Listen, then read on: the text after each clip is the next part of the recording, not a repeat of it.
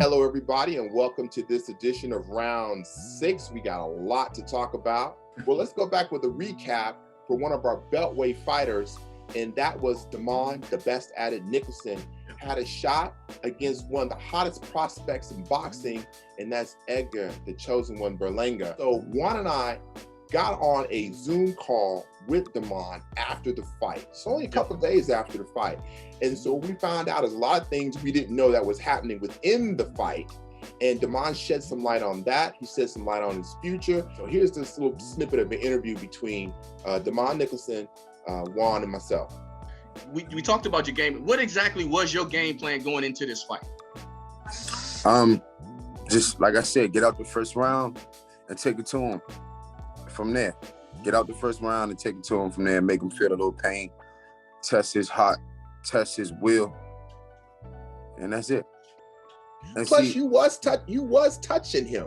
You were touching him, and I don't know if he was frustrated because he didn't get you out when he thought he was going to get you out. Yes. But I could definitely see him tired. So you saw him tired too? Yeah, definitely. And definitely, I definitely seen him tired. And that's when I was ready to step on the gas. But like I said, when I was ready to step on the gas, my feet weren't under me. It was like, once I went to go, I was like, okay, he's ready to go. When I went to go step down, it was like, oh man. And I hurt my knee in the fight, man. I don't know how I hurt my knee. I don't know how, I don't know when or how, but I hurt my knee. And I guess my body was telling myself that, like, look, man, you hurt. You know, you just gotta win right now. You gotta try to do whatever you can to win. So when I was trying to sit down on my punches, man, it was just like I couldn't, man. It was either I was gonna fall or my legs weren't under me or something. So man, it was just like, you know, I just gotta win. That was the only thing I could do in that fight, was just throw my punches as fast as I could or try to throw it hard, but I couldn't really sit down on it how I normally do, man. That was a frustrating part for me, but I knew at the end of the day, you know, I can control the dude. I can control him. I had everything. I had control. You know, I had control. The 5th, 6th, and 7th round, I had an 8th round. I had every bit of control, you know. And I didn't even have my legs up under me, but I had control. I just want to show the world, you know, my skills and my abilities and my talents. And I think this weekend I was able to show, not all of them, but a lot of them. You know, I fought. I got hurt in the 2nd round. I got hurt bad. You know, anytime your equilibrium is messed up and you can still continue to fight throughout the fight, I think that's right there is greatness alone. You know, a lot of people are not able to continue to fight with a knockout artist 8 rounds and able to survive in a fight. You know, and with me, I just survived off of pure talent and heart.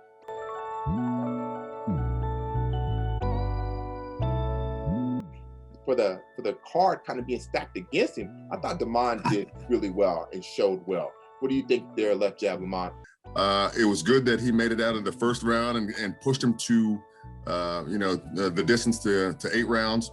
I thought that was really good. I thought that Berlanga had some weaknesses exposed by Damon, and I think that moving forward, Berlanga had better be, you know, very careful about who he selects as his next opponent. The experience of Damon kept him in that fight, knowing how to hold, knowing how to evade him, and also knowing how to stay away from the power.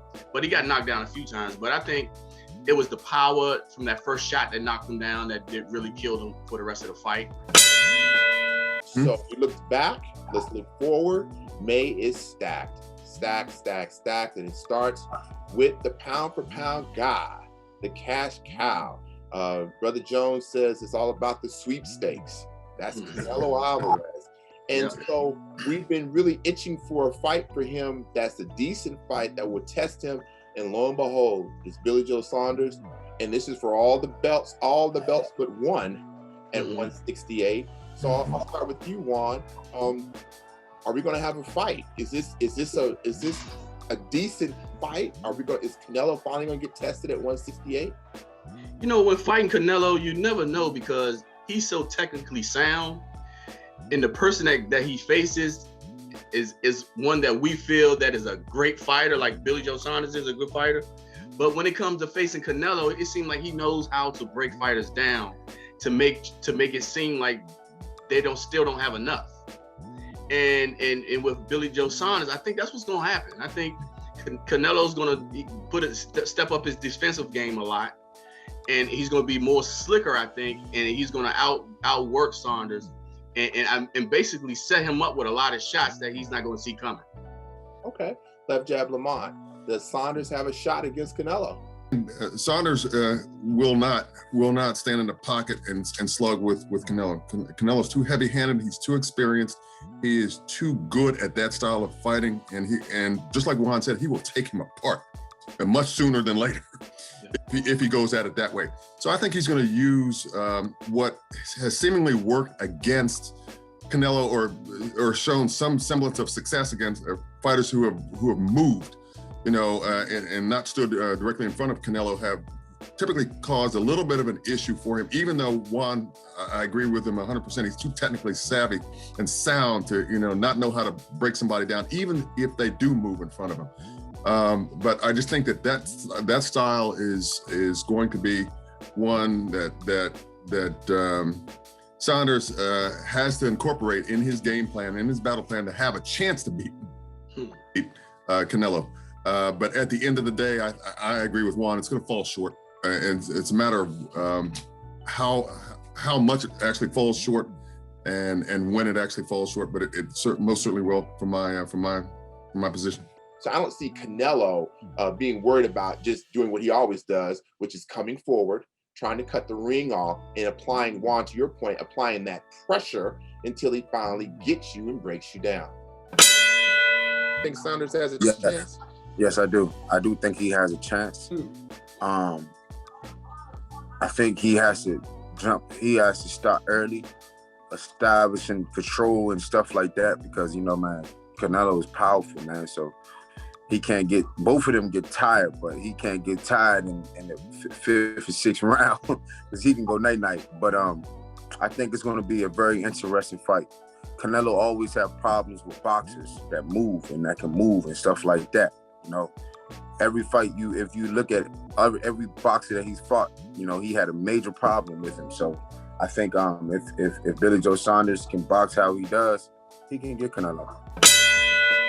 Let's move on to our predictions, picks, and predictions of 2021. And Juan Marshall, I will give you the stage. We're going to give you the updates. Closing it out with the Golden Boy, 103 points. And then on top of him is V, 123.5. DMSR, 739. 151.5. Stick and Move, you have 169 points. Blogger Guy, 170.5. Digital Whims got me 1 point, 171.5. Left Jab Lamont, you back up there again, 178.5. And always on top, Discombobulating Jones, 187 points. That's going to do it for round 6.